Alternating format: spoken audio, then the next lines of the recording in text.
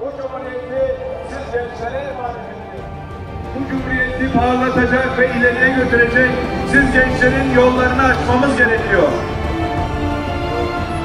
Emeğe, bu çabaya sizin ortaya koyacağınız bugünkü gösteriyle çok daha anlamlı bir hale gelecek. Bizler geleceğimizi sizlerle ancak inşa edebiliriz. O yüzden desteğiniz devam edecek. İyi ki varsınız. 19 Mayıs Gençlik ve Spor Bayramımız kutlu olsun.